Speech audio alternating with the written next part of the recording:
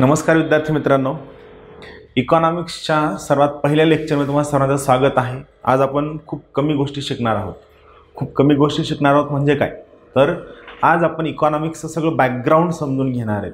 पहा, तुम्ही पुस्तक वाचताना तुम्हाला कन्सेप्ट अर्धा कळतो अर्धा कळत नाही आणि आपण त्याच्या बेसिसवर उत्तरं सोडवल्या जातो आणि आपल्या इकॉनॉमिक्सच्या बऱ्याचशा कन्सेप्ट अशा असतात की ज्या अर्धवट नॉलेजवर किंवा त्या अर्थव्यवस्थेच्या कन्सेप्टचा कंटेक्स्ट तयार नसतो। कंटेक्स्ट काय कळणार आहे।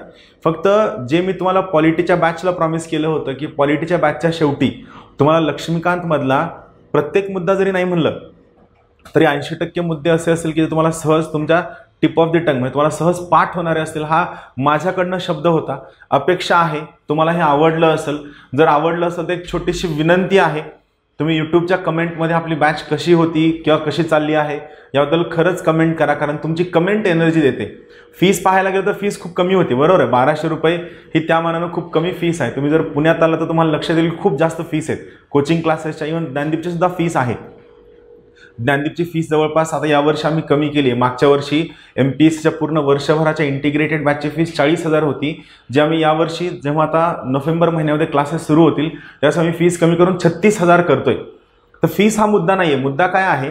मुद्दा हा आहे की कुठेतरी मी पण घरात बसून कंटाळलोय, बोर झालोय, शिकवण्याचा पिंड कुठेतरी लूज होतोय, तर म्हणलं चला आपण शिकवण्याचा प्रयत्न करूया। खूप सगळ्या लोकांनी मला म्हणले की एवढी कमी फीस ठेवू नको, मग टीचिंगचं डिग्रेडेशन असतं। मला स्वतःला वाटायचं की टीचिंगचं डिग्रेडेशन किंवा फीस कमी ठेवण्यापेक्षा हा जो मराठी क्राऊड आहे ज्याला ऑनलाईनची सवय नाही आहे किंवा MPSC मधला क्राऊड आहे जो ऑनलाईन व्हिडिओ फक्त इन्स्पिरेशनसाठी बघतो, विश्वास नांगरे पाटील साहेब काय म्हणले, भरत आंधळे काय म्हणले, रमेश घोलप काय म्हणले, तर यांनी कुठंतरी याच्या पलीकडे सुद्धा जाऊन कंटेंटवर काम करावं, बरोबर आहे। या तीनही मोठ्या यश मिळवलेल्या संघर्षातून यश मिळवलेल्या व्यक्तीने तुम्हाला जे मार्गदर्शन केलंय, जे यश दाखवलंय, त्या यशाच्या आधारावरती तुम्ही स्वतःचा रस्ता निवडावा हा त्या व्हिडिओचा उद्देश असतो। ते याच्या पलीकडे उद्देश हा होता की ऑनलाईनचं कंटेंट कसं सिलेक्ट करावं, कसं वाचावं, त्यावर व्हिडिओ कसा पाहावा, आपल्याला तो कळतंय का, हे सगळा उद्देश होता। तर मला स्वतःला वाटतं की तो उद्देश सफल झालेला आहे। तरीही तुमच्या कमेंट्सची एक छोटीशी एनर्जीची अपेक्षा, यूट्यूबवरती जा, त्या ठिकाणी तुम्हाला जिथे कुठं जसं जागा मिळेल कोणत्याही व्हिडिओच्या खाली, जमलं तर करंट इव्हेंटच्या व्हिडिओच्या खाली तुमची कमेंट अपेक्षित आहे का त्या कमेंटने एनर्जी मिळेल। आजपासून आपण इकॉनॉमिक्स शिकणार आहोत। अपेक्षा आहे तुम्हाला इकॉनॉमिक्स सुद्धा आवडेल, तेवढ्याच सोप्या भाषेमध्ये तेवढं सोपं करून शिकवणार आहे। परत एक छोटीशी रिक्वेस्ट अशी आहे, आपला क्लास शिकवायला सुरू झाल्यानंतर पहिले 15 दिवस कुणीही कोणतंही पुस्तक उघडायचं नाही, राईट। आता यासोबत आणखीन एक छोटीशी रिक्वेस्ट खूप सगळ्या विद्यार्थ्यांनी केलेली आहे। त्यांचं म्हणणं होतं की सर तुम्ही जे एक लेक्चर आहे हे एक लेक्चर एका तासाभराचं नका ठेवू, तुम्ही हवं तर दिवसामध्ये 2 लेक्चर घ्या, पण एका लेक्चरचा वेळ हा फक्त 35 मिनिटांचा ठेवा। कारण काय होतं की एक अर्धा तास झाला तर अर्ध्या तासानंतर लेक्चरमध्ये लक्ष लागत नाही आणि नंतरचा जो टॉपिक आहे तो जर महत्त्वाचा असेल तर ऑटोमॅटिकली तो लूज होतो। तर इकॉनॉमिक्सच्या बॅचमध्ये आपण तो प्रयत्न करूया, कधी दिवसाला 2 लेक्चर, कधी दिवसाला 3 लेक्चर या सोयीनं टाकल। फक्त माझा स्वतःचा हा प्रयत्न असेल की आपलं जे लेक्चर आहे इकॉनॉमिक्सचं हे लेक्चर मी शक्यतोवर 30 मिनिट, 35 मिनिट किंवा 40 मिनिट एवढंच ठेवण्याचा प्रयत्न करेल। बघूया तुम्हाला आवडतंय की नाही, तुमच्या सगळ्या सजेशन्स वेलकम आहेत। आपण सुरू करूया। सगळ्यात महत्त्वाची गोष्ट, आज आपण आपला जगाचा जो आर्थिक इतिहास आहे हा आपण थोडक्यात समजून घेणार आहे। हा समजून घेताना सुद्धा माझा स्वतःचा प्रयत्न हा असेल की फक्त स्टोरी न सांगता त्या स्टोरीमध्ये कोणते कन्सेप्ट इकॉनॉमिक्सचे क्लिअर होऊ शकतात का हे सुद्धा कव्हर करणं। आणि हे करत असताना मी तुम्हाला सर्वांना सुचवल, जर एखादा कन्सेप्ट नाही कळला, व्हिडिओ 2 वेळेस, 3 वेळेस, 4 वेळेस पहा। एक लक्षात ठेवा, ज्या दिवशी तुम्ही ही बॅच जॉईन कराल आपल्या ज्ञानदीप अकॅडमीच्या ॲपवरती, तर त्या दिवसापासून जवळपास 90 दिवस तुम्हाला या बॅचला ॲक्सेस असेल। दिवाळीमधील काही दिवस सोडले, ज्यावेळेस तुम्ही सुद्धा गावाकडे असाल, मी सुद्धा गावाकडे असेल, तर ते दिवस तुम्हाला ॲडिशन होऊन मिळतील। याचा अर्थ जवळपास तुम्हाला नाही म्हणलं तरी या बॅचला, ही जी 75 दिवसांची बॅच आहे, या 75 दिवसांच्या बॅचला तुम्हाला जवळपास एक 100 दिवस ॲक्सेस असेल। 100 दिवस तुम्ही हे व्हिडिओ पाहू शकता। हे व्हिडिओ घ्या, पुन्हा पुन्हा पाठ करा। मी या व्हिडिओजमध्ये कोणता सिलेबस कव्हर करणार आहे याबद्दल 2-4 डेमॉन्स्ट्रेशन लेक्चर्स घेतलेत, ते तुम्ही कसं शिकायचं हे सगळं समजून घ्या। एक लक्षात ठेवा, या व्हिडिओजमधनं फक्त कंटेंट मिळवू नका, तर या व्हिडिओमधनं अभ्यास कसा करायचा, कोणत्या गोष्टी समजून घ्यायच्या, मी कसं शिकवतोय तुम्ही त्या पद्धतीनं विचार करायचा, या सगळ्या गोष्टी व्हायला हव्या। सोबत आपण काय करणार आहे, इकॉनॉमिक्सच्या बॅचमध्ये असं ऑनलाईन तर मी शिकवणार आहेच, पण यासोबतच मी तुम्हाला जसं 10-12 लेक्चर संपतील त्यानंतरच्या लेक्चरमधल्या ज्या महत्त्वाच्या फॅक्ट आहेत, महत्त्वाचे आकडे, या महत्त्वाच्या आकड्यांवरती एक 10-10 मिनिटांचे छोटे छोटे लेक्चरची सिरीज मी सुरू करेल, जेणेकरून काय होईल, तुम्हाला ती लेक्चरची सिरीज सुरू केल्यानंतर त्या ठिकाणी तुम्हाला त्या झालेल्या टॉपिक्समधले कोणते मुद्दे पाठ करायचे आणि कोणते पाठ नाही करायचे, कशावर टार्गेट करायचं आणि कशावर टार्गेट नाही करायचं हे तुम्हाला चांगलं कळेल असं माझं स्वतःचं मत आहे. चालेल, ठीक आहे, सुरू करूया आजच्या अर्थव्यवस्थेच्या पहिल्या टॉपिकपासून. सगळ्यात पहिला आपण समजून घ्या अर्थव्यवस्था म्हणजे काय. बरोबर आहे, अर्थव्यवस्थेची डेफिनेशन. तर लक्षात ठेवा, सोपं आहे. सगळ्यात महत्त्वाची गोष्ट सोपं का आहे, कारण अर्थव्यवस्था या शब्दावर प्रश्नच येत नाही, त्यामुळे ही सोपं आहे. बरोबर आहे. आपलं टार्गेट काय ठेवायचं, कुठं प्रश्न येतो, कसा प्रश्न येतो, तो प्रश्न आपल्याला सोडवता येतो का हे पाहायचं. जर सोडवता येत असेल तर त्यानुसार वर्कआउट करायचं. जर सोडवता येत नसेल तर तो सोडविण्यासाठी काय मेहनत घ्यायची यावर काम करणं हा आपला टार्गेट आहे. चला, अर्थव्यवस्था म्हणजे काय. तर अर्थव्यवस्था कळण्यासाठी सगळ्यात अगोदर आपल्याला व्यवस्था म्हणजे काय कळून घ्यावं लागेल. व्यवस्था म्हणजे काय, इंग्लिशमध्ये आपण याला सिस्टीम असं म्हणतो. सिस्टीम, बरोबर आहे.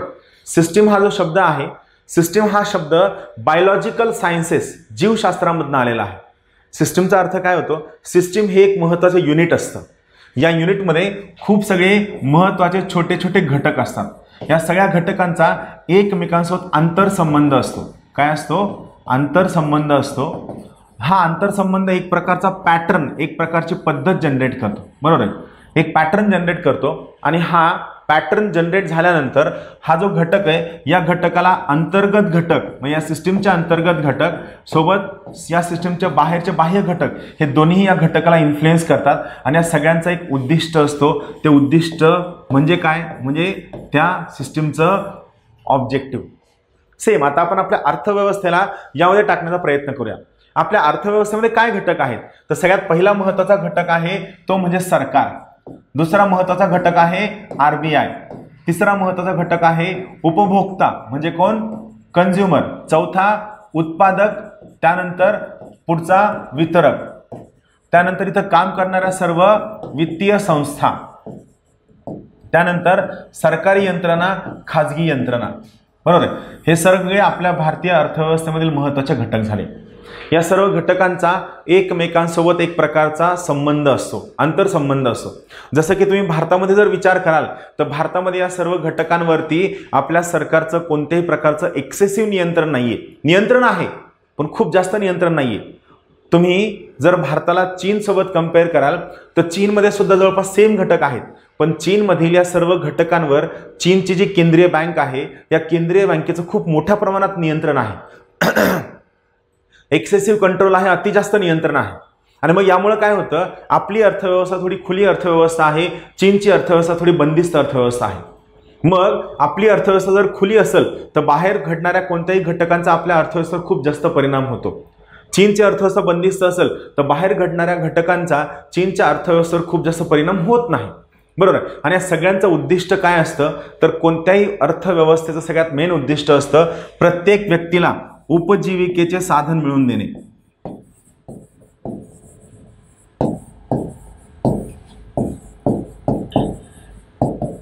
प्रत्येक व्यक्तीला उपजीविकेचे साधन मिळवून देणे हे काय असतं, प्रत्येक अर्थव्यवस्थेचं महत्त्वाचं उद्दिष्ट असतं. राहील लक्षात. तर इथं आपण काय पाहिलं, आपल्या अर्थव्यवस्थेचे काही घटक आहेत. या सगळ्या घटकांचा एकमेकांसोबत आंतरसंबंध आहे. या आंतरसंबंधांना बाहेरील घटक व अंतर्गत घटक परिणाम करतात. या सगळ्यांचे एक उद्दिष्ट आहे प्रत्येक व्यक्तीला उपजीविकेचं साधन म्हणजे मीन्स ऑफ लाईव्हलीहूड उपलब्ध करून देणं. हे अर्थव्यवस्थेची पहिली व्याख्या आहे. राहील लक्षात. ही आपली अर्थव्यवस्था आहे. आता आपण काय करूया, एक एक मुद्दा समजून घेऊया जो परीक्षेसाठी महत्त्वाचा आहे. चला तर, आणि सगळ्यात महत्त्वाची गोष्ट सगळ्यांनी हे डोक्यातून काढून टाका की अर्थव्यवस्था अवघड विषय आहे. सगळ्यात अगोदर माइंडमधले सगळे जे रेस्ट्रिक्शन्स आहेत, रेस्ट्रिक्शन्स क्लिअर करून टाका. लक्षात ठेवा, अर्थव्यवस्था एवढा सोपा विषय कोणताच नाहीये. अर्थव्यवस्था एवढा इंटरेस्टिंग विषय सुद्धा कोणताच नाहीये. फक्त आपल्याला काय करायचंय, अर्थव्यवस्थेला अर्थव्यवस्थेच्या दृष्टिकोनातून पाहायचंय. अर्थव्यवस्थेला आपण पॉलिटी, हिस्ट्री, जिओग्राफी, इकॉनॉमी या अनुषंगानं पाहितलं की ऑटोमॅटिकली कळत नाही. आणि एक छोटीशी विनंती आहे. विनंती अशी आहे, पहा, कोरोनामुळं सगळ्या अर्थव्यवस्था ठप्प झाल्या, सगळे बिझनेस ठप्प झालेत, कोचिंग क्लासेस सुद्धा खूप जास्त ठप्प झालेत. आमच्यावर सुद्धा रेंटचा एवढा मोठा लोड आहे, तुम्ही विचारही करू शकत नाही. खूपदा काय असतं की कोचिंग क्लासेसबद्दल एक वाईट मत असतं, ते फीज घेतात आणि ते वाईट असतात. पहा, जर फीस नाही घेतं तर या सगळ्या गोष्टी चालणार कशा, बरोबर आहे की नाही. आणि सगळ्यात महत्त्वाची गोष्ट, आपल्या मराठी मुलांचा हा कल असतो की एखाद्या ठिकाणी जॉईन करण्याच्या अगोदर त्याला खूप नावं ठेवणं. आपल्या कंपॅरिझन जर तुम्ही साऊथ इंडियाचे विद्यार्थी किंवा नॉर्थचे विद्यार्थी पाहाल तर ते नाव ठेवण्यापेक्षा मला स्वतःला काय गरजेचं आहे, मला गरजेचं आहे मी कसं पास होऊ, माझं पास होणं सोपं कसं केलं जाईल, माझी रँक कशी इम्प्रूव्ह होईल, कोण काय शिकवतो, कसा शिकवतो, कोण किती कमवतो, यापेक्षा महत्त्वाचं काय मला काय बेनिफिट होऊ शकतो, तर आणि मला पास होण्यासाठी काय सगळ्यात आवश्यक आहे याच्यावर तुमचा फोकस असायला हवा. म्हणून मी तुम्हाला सर्वांना एक विनंती करेल की आम्ही नॉर्मली फीस खूप जास्त असताना आपण स्वतः फीस कमी ठेवतोय. जर तुम्हाला शिकवणं आवडलं असेल तर तुमच्या मित्रांना नक्की रिकमेंड करा. ही बॅच तुमचे विद्यार्थी मित्र केव्हाही जॉईन करू शकतात. या पुढच्या जवळपास 3 ते 4 महिन्यामध्ये इकॉनॉमिक्सची बॅच केव्हाही जॉईन केली जाऊ शकते. म्हणून फक्त एक छोटीशी विनंती आहे, तुमच्या मित्रांना रिकमेंड करा. जर आमचे स्टेटस दिसत असेल तुमच्या व्हॉट्सअपच्या स्टेटसला ठेवा. फक्त काय होईल माहिती आहे का, ही जी आर्थिक अडचण आहे, आर्थिक अडचण जर संपली तर आणखीन जास्त एनर्जीनं शिकवता येईल. म्हणून एक छोटीशी विनंती आहे की तुम्ही तुमच्या मित्रांना आपल्या बॅचबद्दल नक्की रिक्वेस्ट करा, त्यांना सांगा. आणि हां, जर आवडलं असेल तर, जर लेक्चर आवडले नसेल तर 100% विनंती करू नका. तुम्ही सरळ तुमचा फीडबॅक देऊ शकता की सर तुम्ही चांगलं शिकवत नाहीत, आम्ही नक्की चांगलं शिकवण्याचा प्रयत्न करू. पण जर लेक्चर आवडले असतील, जर आम्ही प्रामाणिक वाटलो असतो तर नक्की तुमच्या मित्रांना बॅच रिकमेंड करा. चालेल, ठीक आहे. आता आपण काय करूया, एक एक मुद्दा यामधला हळूहळू समजून घेण्यासाठी सुरू करूया. चला, पहिला महत्त्वाचा मुद्दा, भारतीय अर्थव्यवस्था शिकायला सुरू केल्यानंतर पहिलं वाक्य काय लक्षात ठेवायचंय, तर भारतीय अर्थव्यवस्था ही घरगुती उपभोगावर आधारित आहे. मी तुम्हाला जसं मागे प्रॉमिस केलं होतं, लक्षात ठेवा, इकॉनॉमिक्सच्या या बॅचमध्ये मी इंग्लिश शब्दांचा सुद्धा वापर करणार आहे, मराठी शब्दांचा सुद्धा वापर करणार आहे. ज्या लोकांना बायलिंग्वल हवा आहे त्या सगळ्या लोकांना ही बॅच खूप व्यवस्थित कळणार आहे असं माझं मत आहे. तरीही जर नाही कळलं तर तुम्ही यूट्यूबच्या कमेंट बॉक्समध्ये टाका की सर हा मराठी शब्द कळला नाही, हा इंग्लिश शब्द कळला नाही, मी त्यावर तुम्हाला लगेच सोल्युशन सांगेल. क्लिअर? तर पहा, महत्त्वाची गोष्ट, भारतीय अर्थव्यवस्था ही घरगुती उपभोगावर म्हणजेच काय, डोमेस्टिक कन्झम्पशनवर आधारित असणारी अर्थव्यवस्था आहे. डोमेस्टिक कन्झम्पशन म्हणजे काय, तर एक लक्षात ठेवा, भारताचा जागतिक परकीय व्यापारातील वाटा किंवा हिस्सा हा खूप कमी आहे, खूपच कमी आहे, खूप जास्त नाहीये. आणि मग यामध्ये काय होतं, हा वाटा कमी असल्यामुळे काय होतं की भारतामध्ये ज्या वस्तूंचं उत्पादन होतं, ज्या सेवांचं उत्पादन होतं, ही भारताची लोकसंख्या एवढी जास्त आहे की ऑटोमॅटिकली या वस्तू आणि सेवांचं उत्पादन झाल्यामुळं या सर्व वस्तू आणि सेवांचं कन्झम्पशन हे भारतामध्येच केलं जातं. त्यामुळं भारतीय अर्थव्यवस्था ही डोमेस्टिक कन्झम्पशनवर आधारित अर्थव्यवस्था आहे. इंग्लिशमध्ये एक वाक्य आहे, Indian economy is based on domestic consumption. हा एक महत्त्वाचं वाक्य आहे. हे कळण्यासाठी आपण जर भारताच्या अर्थव्यवस्थेला चीनच्या अर्थव्यवस्थेसोबत जर कंपेअर केलं तर एक चीनसाठी वाक्य एकदम ऑपोजिट असणार आहे. चीनची अर्थव्यवस्था ही एक्सटर्नल ट्रेडवर अवलंबून आहे. चीनची अर्थव्यवस्था ही परकीय व्यापारावर जास्तीत जास्त अवलंबून आहे. भारताची अर्थव्यवस्था ही जास्तीत जास्त डोमेस्टिक कन्झम्पशनवर अवलंबून आहे. हा वाक्य लक्षात ठेवा. राहील लक्षात? तर हे महत्त्वाची गोष्ट लक्षात ठेवा, आपली अर्थव्यवस्था ही डोमेस्टिक कन्झम्पशनवर अवलंबून आहे. कधीही लक्षात ठेवा, हा सगळ्यात बेसिक मुद्दा आहे. म्हणजे आपल्या इथं जे उत्पन्न होतं, जे वस्तू आणि सेवांचं उत्पन्न होतं, हे मॅक्सिमम कुठं कन्झ्युम केलं जातं, आपल्या देशामध्येच कन्झ्युम केलं जातं किंवा डोमेस्टिक कन्झम्पशन खूप जास्त आहे, यामुळे आपला GDP वाढलेला आहे असा त्याचा सरळ सरळ अर्थ होतो. क्लिअर?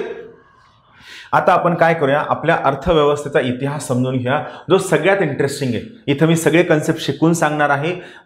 हे जे शिकवणार आहे हे तुम्हाला कोणत्याही पुस्तकामध्ये मिळणार नाही, कुठंच नाही. जर मिळालं मला शोधून आणून द्या, मी तुम्हाला सांगतो, मी तुम्हाला मानतो. हे जे शिकवणार आहे, आता जो इतिहास शिकवणार आहे, हा तुम्हाला कोणत्याही पुस्तकामध्ये मिळणार नाही. हा लॉजिकल फ्लो, हा सिक्वेन्स तुम्हाला कुठेही मिळणार आहे. चला तर आपण काय करूया, जगाच्या आर्थिक इतिहासाचा आपण काय करूया, अर्थव्यवस्थेचा आपण थोडक्यात इतिहास समजून घेऊया. ही जी स्टोरी आहे ही स्टोरी फॉरेन ट्रेडला सुद्धा लागू असणार आहे. ही स्टोरी तुमच्या परकीय व्यापाराला सुद्धा लागू असणार आहे, तुमच्या कन्व्हर्टिबिलिटीला सुद्धा लागू असणार आहे, त्यानंतर इंडस्ट्रीला सुद्धा लागू असणार आहे, services, agriculture, World Trade Organization, या सगळे जे घटक आहेत इकॉनॉमीचे, या सर्वच्या सर्व घटकांना ही स्टोरी ॲज इट इज लागू असणार आहे. आपण सुरू करूया या स्टोरीचं नेमकं काय म्हणणं आहे ते. तर पहा, सगळ्यात पहिली महत्त्वाची गोष्ट, सगळ्यात सुरुवातीला जसं आपल्याला चांगलं कळतं तेव्हा काय होती, जगभरामध्ये राजेशाही होती. राजेशाही म्हणजे काय, ज्या ठिकाणी एक होता राजा, दुसरी होती प्रजा, बरोबर. आणि हा जो राजा होता, या राजाला कशाशी काहीही घेणं देणं नव्हतं. राजा आपला मस्त शिकारीला जायचा, युद्धाला जायचा, भोगीविलासी आयुष्य जगायचं, त्याला प्रजेशी काहीही घेणं देणं नव्हतं. लोकांचं कल्याण करावं असं राजाचं काहीही म्हणणं नव्हतं. त्याचा फक्त एकमेव एक कलमी कार्यक्रम होता, स्वतःचं कल्याण करून घेणं. आणि स्वतःचं कल्याण करून घेतल्यानंतर हा सगळा राजपाट स्वतःच्या मुलाकडे सोपविणं. मग जेव्हा राजेशाही होती त्यावेळेसच्या इकॉनॉमीची सिस्टीम काय होती, त्यावेळेस इकॉनॉमी कशी होती, तिथे लक्षात घ्या. राजेशाहीच्या काळामध्ये हा जो राजा आहे याला प्रजेच्या वेलफेअरशी, प्रजेच्या कल्याणाशी काहीही घेणं देणं नव्हतं. ॲब्सोल्युटली काहीच घेणं देणं नव्हतं. त्याला फक्त स्वतःच्या कल्याणाशी घेणं देणं होतं. त्यावेळी म्हणजे खूप जुना काळ, त्यावेळी बार्टर सिस्टीम अस्तित्वात होती. बार्टर सिस्टीम पहा, बार्टर सिस्टीम तेव्हाच अस्तित्वात होती असं नाही. आजही खूप सगळ्या ट्रायबल कम्युनिटीजमध्ये बार्टर सिस्टीम फॉलो केली जाते. बार्टर सिस्टीम म्हणजे काय, तर ज्या ठिकाणी वस्तूच्या बदल्यात वस्तू दिली जाते. ही गाय घ्या आणि या गायीच्या बदल्यात मला 2 पोते ज्वारी द्या, ही बार्टर सिस्टीम आहे. म्हणजे जेव्हा नॉर्मली करन्सी अस्तित्वात नसते किंवा करन्सीला खूप जास्त मान्यता नसते, अशा वेळी बार्टर सिस्टीम अस्तित्वात असते. तर त्या काळी सुद्धा, राजाच्या काळात सुद्धा, ज्या ठिकाणी इकॉनॉमी खूप जास्त ऑर्गनाइज नव्हती, त्या काळामध्ये बार्टर सिस्टीम अस्तित्वामध्ये होती, ज्यामध्ये वस्तूच्या बदल्यात वस्तू असा व्यवहार, असा व्यापार केला जायचा. त्यानंतर सगळ्यात महत्त्वाची घटना घडली, जिने आजच्या घडीला किंवा त्यावेळी घडलेली घटना आजही जागतिक अर्थव्यवस्थेला, जागतिक सोसायटीला, जागतिक पर्यावरणाला आजही खूप मोठ्या प्रमाणात इन्फ्लुएन्स करते. ती महत्त्वाची गोष्ट म्हणजे औद्योगिक क्रांती. लक्षात ठेवा, औद्योगिक क्रांतीची सुरुवात कुठं झाली, इंग्लंडमध्ये झाली. आता पहा, अगोदर काय होतं, राजा आणि प्रजा हे 2च वर्ग होते. राजा म्हणजे काय, अमात्य, मंत्री, सैनिक हे सगळं 100% राजाला जबाबदार होतं. त्यांच्या हातामध्ये काहीही नव्हतं, ते कोणाला काहीही बोलत नव्हते. त्यांच्या राजा म्हणाल ती पूर्व दिशा असायची. आणि जे काय थोडेफार छोटे छोटे कारखाने होते, या छोट्या छोट्या कारखान्यांमधनं राजाला काय व्हायचं, थोडा थोडा छोटा छोटा रेव्हेन्यू मिळत जायचा. राजा त्यावर खुश असायचा. का, कारण तो सर्वच्या सर्व रेव्हेन्यू राजाला एकट्याला वापरायला मिळायचा, बाकी लोकांना काही मिळत नव्हतं. का, कारण हा राजाचा रेव्हेन्यू प्रजेच्या वेलफेअरवर, लोककल्याणावर खर्चच होत नव्हता, बरोबर आहे. त्यामुळे राजा खुश होता. इंग्लंडमध्ये औद्योगिक क्रांती झाली. ही औद्योगिक क्रांती हळूहळू जगभरामधल्या सगळ्या देशांमध्ये पसरली. आणि सर्व देशांमध्ये पसरल्यानंतर हा जो राजा आणि ही जी प्रजा आहे, हा राजा ही प्रजा यांच्यामध्ये एक नवीन वर्ग उदयास आला, नवीन क्लास. तो वर्ग कोणता आहे, तो वर्ग आहे कारखानदारांचा वर्ग किंवा भांडवलदारांचा वर्ग. कारखानदार किंवा भांडवलदारांचा वर्ग. आता हे जे कारखानदार किंवा भांडवलदार होते, यांनी राजाला पटवून दिलं, का यांचे कारखाने प्रॉफिटमध्ये होते, यांनी राजाला पटवून दिलं की महाराज, आत्तापर्यंत तुम्हाला फक्त 10 रुपये रेव्हेन्यू मिळायचा, बरोबर आहे, पण आता कारखाने आलेत आणि कारखाने आल्यामुळे आम्ही कष्ट करतोय, हे सगळं करतोय, तर आम्ही तुम्हाला 10 रुपयांच्या ऐवजी आम्ही तुम्हाला 100 रुपये महसूल मिळवून देऊ, 100 रुपये कमाई करून देऊ. फक्त तुम्ही काय करा, तुम्ही मार्केटमध्ये हस्तक्षेप करू नका, सगळंच्या सगळं मार्केट आमच्या हातामध्ये सोडा. आता इथं जेव्हा मी औद्योगिक क्रांतीनंतर राजा हा शब्द वापरतोय, त्या ठिकाणी लक्षात ठेवा, राजा हा काय इंडिकेट करतो, राजा हा तिथलचं शासन, तिथलचं गव्हर्नमेंट किंवा तिथलं प्रशासन इंडिकेट करतो, बरोबर आहे. तर इथं काय झालं, हा जो राजा आहे, हा राजा हॅपी झाला ना, म्हणजे एवढं कष्ट करून सगळं करून त्याच्या अखत्यारीत जेवढा महसूल, शेतसारा, कारखाने होते त्यामधून त्याला फक्त 10 रुपये मिळायचे. आणि आता हा कारखानदार वर्ग काय म्हणतोय, काहीही कष्ट करायचं नाही, 100 रुपये मिळतील. आणि सोबत कारखानदार वर्ग म्हणतोय की तुम्हाला मार्केटवर लक्ष ठेवायची गरज नाही, आम्ही सगळी काळजी घेऊ. राजा खुश, राजाने त्याला मान्यता दिली. आणि मग ही जी अर्थव्यवस्था आहे, ज्यावर राजाचं नियंत्रण होतं, ही अर्थव्यवस्था राजाच्या हातामधनं निसटली आणि कुणाच्या हातामध्ये गेली, मार्केटच्या हातामध्ये गेली, कारखानदारांच्या हातामध्ये गेली, भांडवलदारांच्या हातामध्ये गेली, कॅपिटलिस्ट लोकांच्या हातामध्ये गेली. म्हणजे थोडक्यात काय झालं, गव्हर्नमेंट, शासन किंवा राजा यांचं अर्थव्यवस्थेवरील नियंत्रण संपलं आणि सर्वच्या सर्व अर्थव्यवस्था कोणाकडे गेली, ही या लोकांकडे गेली. आणि याला आपण काय म्हणतो, याला आपण हस्तक्षेप विरहित अर्थव्यवस्था असं म्हणतो. हस्तक्षेप विरहित अर्थव्यवस्था अशी अर्थव्यवस्था ज्यामध्ये राजा किंवा शासन किंवा गव्हर्नमेंट कोणत्याही प्रकारचा हस्तक्षेप करत नाही आणि सर्वच्या सर्व गोष्टी मार्केटच्या हातामध्ये असतात. मार्केट म्हणजेच कारखानदार, मार्केट म्हणजेच भांडवलदार किंवा मार्केट म्हणजेच त्या ठिकाणी सगळे उत्पादक, सगळी लोक. याला आपण हस्तक्षेप विरहित अर्थव्यवस्था म्हणतो, किंवा यालाच आपण इंग्लिशमध्ये काय म्हणतो, लेसाज फेअर इकॉनॉमी हा शब्द वापरतो. लेसाज फेअर, इथं झेड ऍड करणं बाकी आहे. यालाच आपण काय म्हणतो, लेसाज फेअर इकॉनॉमी हा शब्द वापरतो. आता हे जे कारखानदार होते, नवा जोश, सगळं आणि खूप जास्त प्रॉफिट मिळायला सुरू झालेलं. कारखानदारांचं काय म्हणणं होतं, हे मार्केट फेल होऊच शकत नाही. मार्केटकडे स्वतःची सेल्फ रेग्युलेटरी मेकॅनिझम आहे आणि मार्केट जर फेल झालं तर मार्केट स्वतःला करेक्ट करू शकतं. आलं लक्षात? हे कुणाचाच गैरसमज होता, हा या औद्योगिक क्रांतीमध्ये जे नवीन कारखानदार किंवा जे भांडवलदार आहेत त्यांचा गैरसमज होता की मार्केट, हा वाक्य महत्वाचं आहे, या कारखानदारांचा समज होता की मार्केट चुकूच शकत नाही, मार्केट परफेक्ट आहे आणि जरी समजा मार्केट थोडंफार चुकलं तर त्या ठिकाणी मार्केट स्वतःला करेक्ट करू शकतं. म्हणजे मार्केटकडे सेल्फ करेक्शन मेकॅनिझम आहे, मार्केट ऑटोमॅटिकली पूर्वपदावर येईल असं या कारखानदारांचं म्हणणं होतं. म्हणजे यांचं म्हणतं की मार्केटकडे स्वतःची सेल्फ रेग्युलेटरी मेकॅनिझम असते असं यांचं म्हणणं होतं. आलं लक्षात? आणि या सोयीनं सगळं चाललं होतं. गव्हर्नमेंटचं मार्केटवर कसलंही नियंत्रण नव्हतं. सगळ्या गोष्टी मार्केट स्वतःच्या मर्जीनं करायचं, स्वतःच्या प्रॉफिटनं करायचं आणि स्वतःला मॅक्सिमम कसा प्रॉफिट मिळवता येईल याकडे सरकारचा सगळ्यात जास्त कल होता आणि या सोयीनं सगळं चाललं होतं.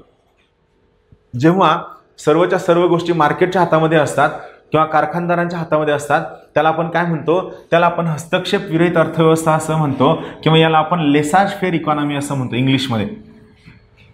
पण यामध्ये काय होतं, हे सगळे जे कारखानदार आहेत, हे सगळे कारखानदार ग्रेडी होते, स्वार्थी होते. आणि महत्त्वाची गोष्ट काय, तुमच्या पृथ्वीमध्ये, पृथ्वी तलावर जे सगळे रिसोर्सेस आहेत, ह्या सगळ्या रिसोर्सेसची क्वांटिटी लिमिटेड आहे.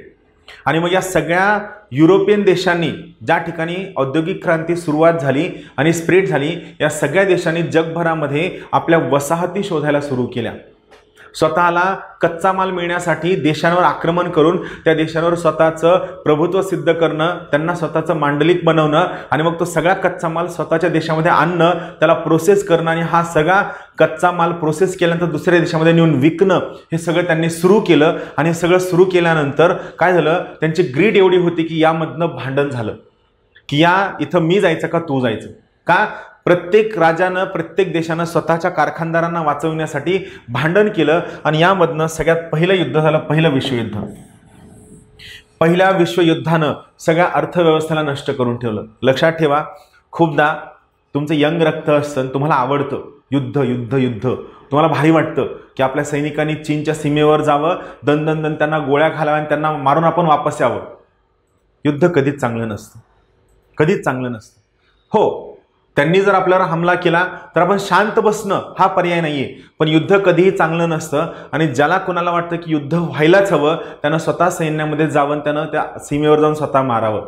जेव्हा स्वतःच्या घरातला एखादा व्यक्ती शहीद होतो त्यावेळेस शहादत ही मोठी आहे. शहादतपेक्षा मोठं, देशासाठी शहादत मिळवण्यापेक्षा मोठं काहीच नाहीये. पण तो व्यक्ती आपल्यामधनं गेलेला असतो, ही सल, हे दुःख आयुष्यभर असतं. म्हणून जगातील जी सगळी मोठी लोक आहेत, महात्मा गांधी असतील, नेल्सन मंडेला असतील, त्यानंतर सगळे लोक, ज्या सगळ्यांनी शांतीचा मार्ग का अवलंबला, कारण त्यांचं म्हणणं की युद्धानं कुणाचाही फायदा होत नाही. आणि सगळ्यात महत्त्वाची गोष्ट, युद्ध फक्त जीवितहानीच नाही करतं, युद्ध काय करतं, तुमच्या आर्थिक हानीसुद्धा करतं. त्यामधनं बेरोजगारी, त्यानंतर गरिबी, आर्थिक असमानता, त्यानंतर सोशल टेन्शन्स, गुन्हेगारीकरण, ऑर्गनाइज्ड क्राईम, हे करप्शन एवढ्या मोठ्या प्रमाणात वाढतं, आपण त्याचा विचारही करू शकत नाही. त्यामुळं यंग पिढीला माझं सांगणं की युद्ध कधीही चांगलं नसतं. तर इथं काय झालं, इथं पहिलं विश्वयुद्ध झालं आणि पहिलं विश्वयुद्ध खेळण्यासाठी त्या युरोपमध्ये युद्ध होत असताना या युरोपमधल्या सगळ्या देशांनी काय केलं, स्वतःची जी सगळी आर्थिक ताकद आहे, स्वतःच्या सगळ्या इकॉनॉमिक पॉवर आहे, सगळ्या इंडस्ट्रियल ताकद, ही सगळी काय केली, युद्धामध्ये लावली. युद्ध देशासाठी युद्ध असेल, पण उद्योजकांसाठी, हे लक्षात ठेवा, कॅपिटलिस्ट लोकांसाठी किंवा उद्योजकांसाठी किंवा कारखानदारांसाठी युद्ध हे युद्ध नसतं, त्यांना तो प्रॉफिट मिळवण्याचं एक महत्त्वाचं साधन असतं.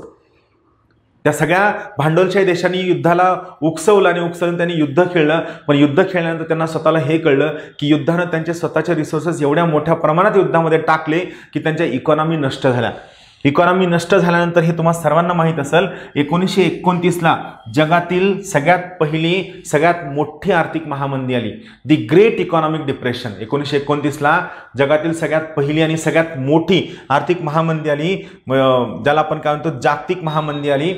फक्त या सगळ्या महामंदीमध्ये काय झालं, ज्या सगळ्या देशांच्या अर्थव्यवस्था खुल्या होत्या, खुली अर्थव्यवस्था म्हणजे काय, लेसाज फेर इकॉनॉमी किंवा कोणती हस्तक्षेप विरहित अर्थव्यवस्था म्हणजे काय, ज्या अर्थव्यवस्थेमध्ये सरकारचा कोणत्याही प्रकारचा हस्तक्षेप नसतो त्या अर्थव्यवस्थेला आपण काय म्हणतो, लेसाज फेर इकॉनॉमी किंवा हस्तक्षेप विरहित अर्थव्यवस्था असं म्हणतो. तर या इथं महत्त्वाची गोष्ट काय झाली की ग्रेट इकॉनॉमिक डिप्रेशन आलं आणि ज्या खुल्या अर्थव्यवस्था होत्या त्यांना खूप मोठ्या प्रमाणात नुकसान झालं. पण एकमेव देश असा होता ज्याला नुकसान झालं नाही, त्याचं नाव होतं USSR. USSR सेफ होता, त्याला नुकसान नाही झालं. Union of socialist Soviet Republic म्हणजे काय, थोडक्यात सोव्हिएत रशिया. सोव्हिएत रशियाला नुकसान नाही झालं. आता सोव्हिएत रशियाला नुकसान का नाही झालं, त्यामागचं सगळ्यात मेन कारण होतं की सोव्हिएत रशियामध्ये या प्रकारची खुली अर्थव्यवस्था नव्हती. सोव्हिएत रशियामध्ये सर्वच्या सर्व गोष्टी सरकारच्या हातामध्ये होत्या. उद्योगधंदे सरकारी मालकीचे होते. पैसे किती छापावे सरकार ठरवायचं. कशाचं उत्पादन करायचं, कशाचं वितरण करायचं सरकारच्या हातामध्ये होतं. पगार कशामध्ये द्यायचे सर्वच्या सर्व सरकार ठरवायचं. थोडक्यात सोव्हिएत रशियामध्ये कमांड अँड कंट्रोल इकॉनॉमी होती. सर्वच्या सर्व गोष्टी सरकारच्या हातामध्ये होत्या आणि या सगळ्यांमुळे काय झालं, सोव्हिएत रशियामध्ये इकॉनॉमी बंदिस्त राहिली आणि इकॉनॉमीच्या सर्वच्या सर्व घटकांवरती काय होतं, सरकारचं नियंत्रण होतं. मार्केटमध्ये सरकारचा हस्तक्षेप होता. इथं आपण काय पाहिलं, हस्तक्षेप विरहित अर्थव्यवस्था. पण दुसऱ्या विश्वयुद्धानंतर सोव्हिएत रशिया का सेफ राहिलं, कारण सोव्हिएत रशियामध्ये इकॉनॉमीवरती कुणाचं नियंत्रण होतं, सरकारचं नियंत्रण होतं. सरकारच्या कंट्रोलमध्ये सर्वच्या सर्व गोष्टी होत्या. यामुळं सोव्हिएत रशियाची अर्थव्यवस्था जागतिक आर्थिक महामंदी आली तरीही सेफ राहिली. सगळ्यात महत्त्वाची गोष्ट क्लिअर. आता यामुळं इथं एक छोटंसं एक्झाम्पल तुम्हाला सांगतो. 1929च्या जागतिक युद्धानंतर या सर्व मित्रपक्षांनी जर्मनीवर जो तह लादला, वर्सायचा तह, या वर्सायच्या तहा अंतर्गत जर्मनीवर जे सगळे टॅक्सेस लावले, जे दंड लावले, जो फाईन लावला, तो फाईन एवढा जास्त होता. तो फाईन भरण्यासाठी जर्मनीला स्वतःची रुबल नावाची करन्सी एवढ्या मोठ्या प्रमाणात प्रिंट करावी लागली की जर्मनीमध्ये त्या ब्रेडचे 2 तुकडे मिळण्यासाठी 2 टोपल्या भरून करन्सी द्यावी लागायची. तुम्ही जर कधी वर्ल्ड हिस्ट्री वाचाल तर वर्ल्ड हिस्ट्रीमध्ये NCERT मध्ये एक फोटो आहे ज्यामध्ये टू गेट 2 लोफ्स ऑफ ब्रेड म्हणजे ब्रेडचे 2 तुकडे मिळण्यासाठी 2 टोपली भरून करन्सीचा फोटो दाखवतो. का, कारण जेव्हा करन्सीची क्वांटिटी वाढते, मार्केटमध्ये खूप जास्त चलन प्रिंट केलं जातं, तेव्हा ऑटोमॅटिकली त्या चलनाची व्हॅल्यू कमी होते. सेम इथं झालं आणि हा राग जर्मनी विसरू शकलं नाही. पण पहिल्या विश्वयुद्धामध्ये सोव्हिएत रशिया सेफ झालं आणि मग बाकी सगळे जे युरोपियन राष्ट्र आहेत त्या सर्वांना पटलं की जर आपल्याला या ठिकाणी टिकायचं असेल तर आपल्याला सगळी अर्थव्यवस्था स्वतःच्या हातामध्ये ठेवावी लागेल. आणि मग यामुळे त्यांनी काय केलं, त्यांनी सरकारचा सकारात्मक वाटा असावा यासाठी 1945च्या आसपास जेव्हा सेकंड वर्ल्ड वॉर झालं आणि त्यामध्ये पण जेव्हा सगळ्या राष्ट्रांना नुकसान झालं तेव्हा सगळ्यांनी ठरवलं की सरकार काय असावं, सरकारचा मार्केटमध्ये सकारात्मक हस्तक्षेप असावा, ज्याला आपण पॉझिटिव्ह गव्हर्नमेंट असं म्हणतो. पॉझिटिव्ह गव्हर्नमेंट म्हणजे तुम्हाला सकाळी सकाळी उठून योगा शिकवणारं गव्हर्नमेंट नाही. इकॉनॉमिक्समध्ये पॉझिटिव्ह गव्हर्नमेंटचा अर्थ वेगळा असतो. इकॉनॉमिक्समध्ये पॉझिटिव्ह गव्हर्नमेंटला मराठीमध्ये आपण सकारात्मक सरकार म्हणतो. सकारात्मक सरकार म्हणजे ज्या सरकारचं अर्थव्यवस्थेच्या वेगवेगळ्या घटकांमध्ये हस्तक्षेप असतो, नियंत्रण असतं, सहभाग असतं. सरकारी कंपन्या काम करत असतात, सरकार लोकांना रोजगार देत असतं, सरकार लोकांना सॅलरी देत असतं, त्याला आपण सकारात्मक सरकार किंवा पॉझिटिव्ह गव्हर्नमेंट असं म्हणतो. थोडक्यात काय आहे, सरकारनं मार्केटमध्ये हस्तक्षेप करू नाही ही जी संकल्पना औद्योगिक क्रांतीच्या वेळेस आली होती ती संकल्पना मोडीत निघली आणि 1945च्या दुसऱ्या विश्वयुद्धानंतर नवीन संकल्पना आली. त्या संकल्पनेचं नाव आहे किनेशियन इकॉनॉमिक्स. म्हणजे काय, मार्केटमध्ये सरकारचा हस्तक्षेप असावा. आणि हे का आलं, कारण लेसाज फेर इकॉनॉमीचे जे कन्सेप्ट होते की मार्केट चुकू शकत नाही, मार्केट जर चुकलं तर मार्केटकडं सेल्फ करेक्शन मेकॅनिझम आहे, मार्केटकडे स्वतःचे सेल्फ रेग्युलेटरी मेकॅनिझम आहे. हे सर्वच्या सर्व संकल्पना, सर्वच्या सर्व कन्सेप्ट मोडीत निघले आणि हे कन्सेप्ट मोडीत निघल्यामुळे काय झालं, सरकारनं मार्केटमध्ये हस्तक्षेप करायला सुरू केलं, ज्याला आपण सकारात्मक सरकार, पॉझिटिव्ह गव्हर्नमेंट हा शब्द वापरतो. आणि किनेशियन इकॉनॉमिक्समध्ये मार्केटमध्ये सरकारचा हस्तक्षेप असतो, सहभाग असतो, नियंत्रण असतं, रेग्युलेशन असतं. उद्देश हा असतो की रोजगार निर्मिती व्हावी.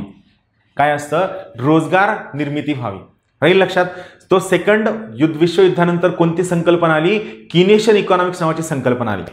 पण यासोबतच सेकंड विश्वयुद्धानंतर, सेकंड वर्ल्ड वॉर नंतर हे सगळं जे जग आहे हे 2 महत्त्वाच्या पार्ट्समध्ये डिवाइड झालं.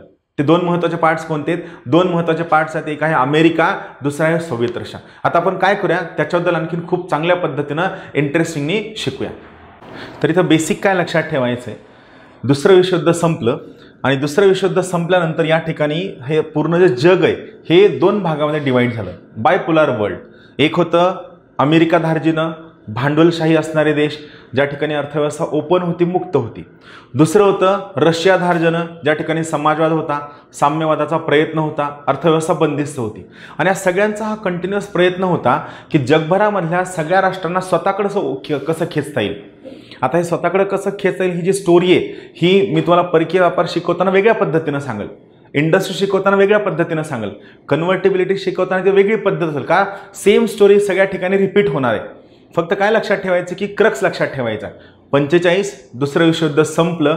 दुसऱ्या विश्वयुद्धामध्ये जग दोन भागामध्ये डिवाईड झालं. अमेरिका जे मुक्त अर्थव्यवस्थेला प्रमोट करणारं होतं, भांडवलशाहीला प्रमोट करणारं होतं.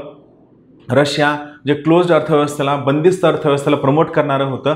हा बेसिक मुद्दा होता. आणि याच वेळेस मग काय झालं की जगभरामधल्या सगळ्या राष्ट्रांना हे कळलं की किनेशियन इकॉनॉमिक्स आवश्यक आहे. किनेशियन इकॉनॉमिक्स म्हणजे जेव्हा अर्थव्यवस्थेमध्ये सरकारचा हस्तक्षेप असतो, सरकारचं नियंत्रण असतं आणि सरकारचा सहभाग सुद्धा असतो. हस्तक्षेप, नियंत्रण आणि सहभाग या तिन्ही गोष्टी सरकारच्या असतात. याला आपण किनेशियन इकॉनॉमिक्स असं म्हणतो. सोप्या भाषेमध्ये जेव्हा सरकार शाळा बांधतं, हॉस्पिटल बांधतं, रस्ते बांधतं, बंदरं बांधतं, सरकार स्वतः हॉटेल्स चालवतं, याला आपण काय म्हणतो, किनेशियन इकॉनॉमिक्स असं म्हणतो. किनेशियन इकॉनॉमिक्स कसं आहे, लेसार्ज फेअर इकॉनॉमिक्सच्या डायमेट्रिकली ऑपोजिट आहे. लेसार्ज फेअर इकॉनॉमीमध्ये सरकारचा कोणत्याही प्रकारे हस्तक्षेप नसतो. किनेशियन इकॉनॉमिक्समध्ये मात्र काय असतो, सरकारचा मार्केटमध्ये पूर्णतः हस्तक्षेप असतो. ही सगळ्यात बेसिक गोष्ट आहे. रोजगार निर्मिती व्हावी हे उद्देश असतो. बायपोलर वर्ल्डमध्ये मग काय झालं, 1960चं दशक आलं. 1960च्या दशकामध्ये जवळपास जे सर्व राष्ट्र पारतंत्र्यामध्ये होते या सर्वच्या सर्व राष्ट्रांना स्वतंत्र मिळालं. त्यामुळे आपण काय करतो, 1960च्या दशकाला आपण विकासाचं दशक असं म्हणतो. हा मुद्दा लक्षात ठेवा. 1960च्या दशकामध्ये जगभरामधल्या जवळपास सर्व राष्ट्रांना स्वतंत्र मिळालं. यामुळं 1960च्या दशकाला आपण विकासाचं दशक असं म्हणतो. त्यानंतर आलं महत्त्वाचं 1970चं दशक. 70च्या दशकामध्ये जगभरामध्ये खूप सगळ्या घडामोडी घडल्या. अमेरिकन राष्ट्रपतीच्या हत्येचा प्रयत्न झाला. त्यानंतर भारत पाकिस्तान युद्ध झालं. त्यानंतर ऑइल शॉक आला. सोबतच अमेरिका व्हिएतनाममध्ये युद्ध हरत होतं. आणि यासोबतच अमेरिकेमध्ये अर्बनायझेशन क्रायसिस, अनएम्प्लॉयमेंट क्रायसिस, गरिबीचा क्रायसिस एवढ्या मोठ्या प्रमाणावर वाढला की जगभरामधल्या अर्थतज्ञांनी आणि पॉलिटिकल थिंकरनी 70च्या दशकाला डिकेड ऑफ क्रायसिस म्हणजेच काय, संकटांचं दशक हे नाव दिलं. पण हे सगळं होत असताना सगळ्यात महत्त्वाची घटना काय घडली, ज्या सर्व देशांची अर्थव्यवस्था मुक्त असते, एक बेसिक कन्सेप्ट लक्षात ठेवा, अर्थव्यवस्था किंवा सर्व घटक मुक्त असणं हे कोणत्याही देशासाठी चांगलं आहे. फॉर एक्झाम्पल मी तुम्हाला एक अशी या प्रकारची एक रूम दिली. त्या रूममध्ये एक 10-15 Gbps सेकंडचं इंटरनेट दिलं, सगळे हवे नाही ते सगळे पुस्तकं दिले आणि तुम्हाला म्हणलं की या रूममध्ये बसूनच अभ्यास करायचा. मला सांगा अभ्यास होईल का चांगला? नाही होणार. कारण बाकीचे लोक कसा अभ्यास करतात, नोट्स कशा काढतात, उत्तरं कशी लिहितात, MCQ कसं सोडवतात. जोपर्यंत आपण जगभरामध्ये फिरत नाही, जगाचा एक्सपोजर आपल्याला मिळत नाही, तोपर्यंत आपल्याला या सर्व गोष्टी कळणार नाहीयेत. बरोबर आहे. या सगळ्या गोष्टींचा आपल्याला अंदाज येणार नाहीये. सेम झालं, ज्या सर्व अर्थव्यवस्था मुक्त होत्या, ओपन होत्या, या अर्थव्यवस्थांमध्ये संकट येणं कमी झालं. पण जे सर्व देश रशिया धार्जिने होते, ज्यांनी अर्थव्यवस्था बंदिस्त ठेवली होती, ज्यांनी अर्थव्यवस्थेमध्ये आयात कमी होती, निर्यात कमी होती, रुपयाची परिवर्तनीयता कमी होती, परकीय देशांसोबत व्यापार कमी होता आणि दुसऱ्या देशांसोबत कोणत्याही प्रकारचं टेक्नॉलॉजीचं, तंत्रज्ञानाचं हस्तांतरण कमी होतं आणि फंड्सचं म्हणजे भांडवलाचं हस्तांतरण सुद्धा कमी होतं. या देशांना आर्थिक अडचणींना सामोरं जायला सुरू झालं. आणि जो देश या बंदिस्त अर्थव्यवस्थेचा पुरस्कर्ता होता त्या देशाला सगळ्यात जास्त अडचणींना सामोरं जावं लागलं. का सामोरं जावं लागलं तर सगळ्यात महत्त्वाची गोष्ट 1970 नंतर ही संकट वाढत गेली आणि मग 1980चा मध्य आला. 80च्या मध्यामध्ये जगभरामधल्या सगळ्या देशांनी आर्थिक सुधारणांना सुरुवात केली. 1980 नंतर जगभरामधल्या सगळ्या राष्ट्रांनी आर्थिक सुधारणांना सुरुवात केली. भारत सुद्धा त्यामध्ये आहे. 1984ला इंदिरा गांधींची हत्या झाली, राजीव गांधी पंतप्रधान बनले आणि त्यांनी भारतामध्ये आर्थिक सुधारणांना सुरुवात केली. आर्थिक सुधारणांचा कळस PV नरसिंह राव आणि मनमोहन सिंग जरी झाले असले तरी 1980च्या मध्यामध्ये भारतामध्ये आर्थिक सुधारणांना सुरुवात कोणी केली? राजीव गांधी यांनी आर्थिक सुधारणांची सुरुवात केली. पण तुम्ही जवळपास 1900 पासून तुमची अर्थव्यवस्था बंदिस्त ठेवताय, तर 5 वर्षात ती सुधारेल कशी? सेम सोव्हिएत रशियाचं झालं. सोव्हिएत रशियानं स्वतःची अर्थव्यवस्था एवढी क्लोज, एवढी बंदिस्त ठेवली होती की 1990ला सोव्हिएत रशियाला स्वतःची अर्थव्यवस्था सांभाळता आली नाही. आणि सोव्हिएत रशियाच्या अर्थव्यवस्थेला एवढ्या मोठ्या प्रमाणात तडे गेले की जेव्हा सोव्हिएत रशियाचे राष्ट्रपती मिखाईल गोर्बाचेव झाले, मिखाईल गोर्बाचेव यांनी सोव्हिएत रशियामध्ये आर्थिक सुधारणांचा कार्यक्रम सुरू केला आणि याच्या अंतर्गत त्यांनी पेरेस्ट्राइका आणि ग्लासनोस्त, परत एकदा सांगतो, मिखाईल गोर्बाचेव यांनी 1990 मध्ये पेरेस्ट्राइका आणि ग्लासनोस्त ही 2 अत्यंत महत्त्वाची नारे दिली आणि त्यावेळेस सोव्हिएत रशियाचं 11 देशांमध्ये विघटन झालं. आणि सोव्हिएत रशियाचं विघटन झालं की ऑटोमॅटिकली जे सर्व देश सोव्हिएत रशियाच्या बाजूला होते, मग तो पूर्वी युरोप असेल किंवा जे सगळे राष्ट्र होते, त्यांना कुणीही वाली उरला नाही आणि या सगळ्या देशांना अमेरिकेच्या प्रेशरखाली आर्थिक सुधारणांना सुरुवात करावी लागली. यामुळे 1990-91ला आपण काय केले? आर्थिक सुधारणांना सुरुवात केली. आलं लक्षात? आर्थिक सुधारणांची सुरुवात, बॅकग्राऊंड कळलं. आता रिसेंट 1991 नंतर काय झालंय हा प्रत्येक मुद्दा आपण वेगवेगळ्या टॉपिकमध्ये शिकणार आहोत. इतिहास कळला कसा आहे? परत एकदा पहा. राजेशाही होती, राजा आणि प्रजा 2च घटक होते. राजाला प्रजेच्या वेलफेअरशी काहीही घेणं देणं नव्हतं, फक्त स्वतःचं बेनिफिट पाहायचं होतं. बार्टर सिस्टीम होती. औद्योगिक क्रांती आली, इंग्लंडमध्ये सुरुवात झाली. औद्योगिक क्रांतीमधनं एक नवीन प्रकारच्या अर्थव्यवस्थेचा उदय झाला, ज्याला आपण लेसाज फेअर इकॉनॉमी असं म्हणतो, हस्तक्षेप विरहित अर्थव्यवस्था असं म्हणतो, ज्यामध्ये मार्केटचं म्हणणं आहे मार्केटवर कुणीही हस्तक्षेप करता कामा नये. मार्केटकडे स्वतःची सेल्फ करेक्शन मेकॅनिझम असते, मार्केटची स्वतःची सेल्फ रेग्युलेटरी मेकॅनिझम असते, यामुळं हस्तक्षेप करू नका असं त्यांचं म्हणणं असतं. पहिलं विश्वयुद्ध 1929ला जगातील सगळ्यात पहिली मोठी आर्थिक महामंदी आली, पण या महामंदीपासून वाचलेला एकमेव देश होता म्हणजे सोव्हिएत रशिया. का? तर सोव्हिएत रशियामध्ये लेसाज फेअर इकॉनॉमी नव्हती, तर पॉझिटिव्ह इकॉनॉमी होती, ज्या अर्थव्यवस्थेमध्ये सरकारचा सहभाग असतो, हस्तक्षेप असतो आणि नियंत्रण असतं, त्या अर्थव्यवस्थेला आपण पॉझिटिव्ह इकॉनॉमी असं म्हणतो. याच्या आधारावरती सरकार सकारात्मक सरकार आलं, ज्याला आपण किनेशियन इकॉनॉमिक्स असं म्हणतो. दुसरं विश्वयुद्ध, बायपोलार वर्ल्ड, 1960चं दशक, ज्याला आपण विकासाचं दशक असं म्हणतो. 70चं दशक, ज्याला आपण डिकेड ऑफ क्रायसिस म्हणजे संकटांचं दशक म्हणतो. 1980चं दशक म्हणजे काय? ज्या वेळेस आर्थिक सुधारणांना सुरुवात झाली 1990, सोव्हिएत रशियानं पेरेस्ट्राइका, ग्लासनोस्त ही 2 महत्त्वाची नारे दिली आणि 2 महत्त्वाच्या नाऱ्यांनंतर सोव्हिएत रशियाचं विघटन झालं आणि 15 स्वतंत्र राष्ट्रांमध्ये विघटन झालं आणि 1991ला आर्थिक सुधारणांचा कार्यक्रम सुरू झाला. राहील लक्षात? तर 1991च्या आर्थिक सुधारणांपर्यंत आपण स्टोरी आणून ठेवली. आता मी या सगळ्या स्टोऱ्या तुम्हाला पुन्हा पुन्हा रिपीट करून सांगणार आहे. WTOच्या वेळेस वेगळी स्टोरी असणार आहे, IMFला वेगळी स्टोरी असणार आहे, इंडस्ट्रीला वेगळी स्टोरी असणार आहे, परकीय व्यापाराला वेगळी स्टोरी असणार आहे.